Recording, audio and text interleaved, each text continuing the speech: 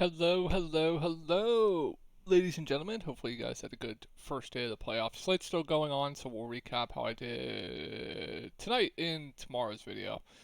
Bing CS2, so that was fun. So free rolling today. Got first in the Counter Strike contest today with 6 of my closest friends, but that was a nice surprise. But for you guys that don't know me, my name's Shook. I make NBA DFS content. All these videos, they get posted on a Reddit page. I'll link that down below, and you can ask me questions leading up to lock about the slate. Anything you need, I'll have that down below. And then if you ever need to get a hold of me privately, let me just make sure there's no news. Moody active, cool. You can get a hold of me on Twitter right here. I'll have that linked down below as well. So close to 2,000 followers. Yeah, pretty cool. Pretty cool milestone there. Getting close to like 4K on YouTube. And then if you're looking for more in-depth content where I post sportsbook plays, in-depth videos going more into detail about the slate, core plays, all that stuff, I will have my Discord link also linked down below. All right, we got a 2-game slate here. I think it's going to be a pretty tricky slate. Like with Dallas, like is Brandon Williams gonna play or not? Is he going to be in the rotation? Because we haven't seen this team pretty much fully healthy the entire time. Sacramento, we got Malik Monk out. Miami, we got Jovic could potentially be back. I don't think he'll be back. And then Chicago, Dylan Terry questionable, which would help like potentially like Kevin Huerter would just play a ton. Maybe they insert like Taylor Horton Tucker for some minutes potentially. But the main guys are just going to play a ton for Chicago tomorrow. This is must absolute must win or you are out here. So I'm expecting really tight rotations here. Outside of like Miami, you'll see.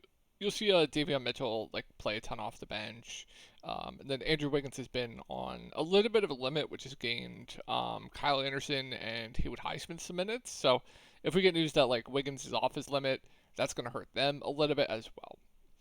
All right, let's go over it. Great matchup. So like we'll get into matchups and stuff like that. Hopefully I did a good job in the last video. Same thing like Chicago, you can beat them anywhere. You can beat them in the paint. You can beat them from their biggest weakness is 3-point shooting, but you can beat them pretty much almost anywhere. It's an amazing matchup for absolutely everyone.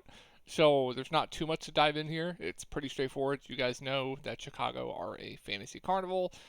They play fast. But one thing I do want to note, like more playoff environments, the games typically do slow down a little bit, so you just have to be concerned about that. But I'm expecting, yeah, Chicago not being good defensively, right? So with that being said, Bam Adebayo, Tyler Hero up at the top at 9.2 and 9.8K respectively. I think Sabonis might be my favorite spin up on the slate, but outside of that, I think both Bam Adebayo and Tyler Hero are both extremely good spend ups. I think both good point per minute guys. Both should play close to 40 minutes. An absolute must win here. Both stat sheet stuffers. I will say Tyler Hero's ball handling has been a little bit down with Davion Mitchell gaining a ton of minutes. That's one thing to note. So like the peripheral stats haven't been there, mainly assists of late, but he can still go for like 7, 8 assists and like 5, 6 rebounds and like a 30-point game and still just have a really good game at this price point, specifically in this matchup as well, right? So I think Bam, Harrow are both great. I think I give the slightest of edges to Harrow, point per dollar. I think straight up it's pretty close. I think both are great spend ups. I like them both quite a bit. And then we get to Andrew Wiggins at 7K. It's really just going to depend. Is he going to be on a limit or not? The price point didn't really move. Actually, he's gone up 6'3", 6'6", 6'9", 6'8", now 7K.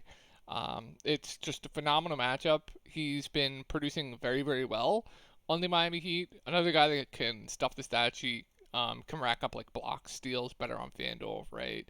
But if we get news that he's not on a limit, I think like in the mid range he's pretty strong. I don't think people are really going to play him tomorrow. And like if you look at this mid range here, I would say like 7K and below, he's probably the best play in this range, right?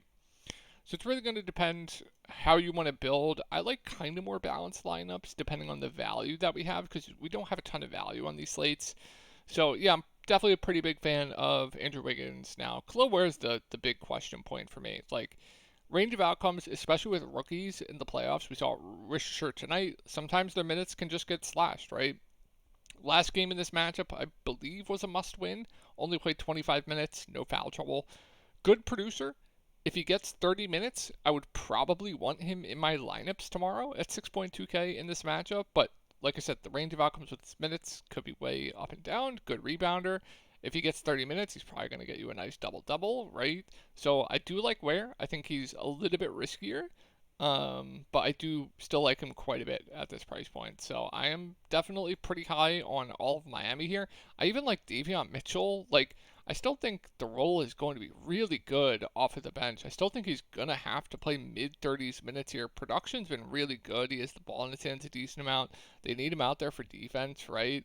So I'm still expecting huge minutes here for Davion off the bench. And at 5.3K with a guy playing mid 30s minutes, you don't see that often in the playoffs, especially being like a somewhat okay producer. So I think Davion's pretty damn good in an elite matchup. So I'm pretty high on all these Miami guys. Now let's talk about the value. So you should see Highsmith in the rotation. Alec Burks, he's been starting at 3.9K. The minutes been up and he's been down. Not the best producer, but not the best producer. Let me just see the stat line. Sorry, I took Trey unders. So 12 points. Nice, okay. Not the best producer, but 3.9K should play, I would say, anywhere from like 18 to low to mid 20s minutes, which makes him viable. So I don't mind Burks there. And then it's really going to depend. If we get like Andrew Wiggins on like a limit, then you can look to like Highsmith, Kyle Anderson. They'll be in the rotation regardless. They should mainly run an 8-man rotation. Bam, Harrow, Wiggins, Ware, Davion, Slow-Mo, Highsmith, Alec Burks. That should be mainly the rotation there. Let me throw my phone so you guys aren't hearing anymore. Oh, and Dunk, sorry, 9-man rotation. So if you think he's limited, I think they're better. If Wiggins is going to be full, I think they're riskier. I think they're playable values. I kind of want to see what ownership is going to be tomorrow, and then I'll make updates for you guys. And then where's Dunk's price? Dunk, I mean, there's been times where they will extend him when he's playing really well, and we know the ceiling's there, especially when he's hitting shots. So I kind of like Duncan for value tomorrow. Like I said, I'm assuming Jovic is going to be out here, so I like Dunk. I think it really depends on me with ownership with Highsmith and Kyle. I really like Davion, and I really like the starters. All right, moving on to Chicago. You're just going to see massive minutes. So they're going to run an 8-man here. Giddey, Vooch, White, Buzelis, Herter, that's 5. Patrick Williams, Zach Collins, Dalen Terry. And then if Terry's out, maybe you see some Taylor Horton Tucker, maybe. Julian Phillips, they could just slash him. I don't think he'll really get any runs. So, and then you see starters just play 40 minutes. So, way to attack Miami is they're tough against bigs, but 3-point shooting is a good way to attack Miami. So like Kevin Herter, either way, like Josh Giddey at 9.5K, just the role has been so good. Like, would you rather play Josh Giddey or would you rather play Tyler Herro? I think I give the edge to Josh Giddey, which is what the role's been of late. Just absurd role, playing 40 minutes game, probably going to get you a triple-double. Like, Giddey looks great. Vooch, I'm not as big of a fan of at ownership. I'm expecting him to be somewhat popular tomorrow in this matchup. It's still playable. I don't mind him. I think I'd rather play Harrow at a similar price point, but Vooch, perfectly fine there. Kobe White, I think, is solid at 8.2K as well. I think I'd rather spend the extra money to get up to like a Josh Giddey or a Tyler Harrow, but no issue there. Matas Buzelis, same thing we kind of said about like Khalil Ware and Rishisher, like rookies in the playoffs. Could go wrong, but I think they're going to have to play him decent minutes. 5.5K can grab you some rebounds, can put the ball in the basket. Not the best matchup here at all, but another okay value at 5.5K.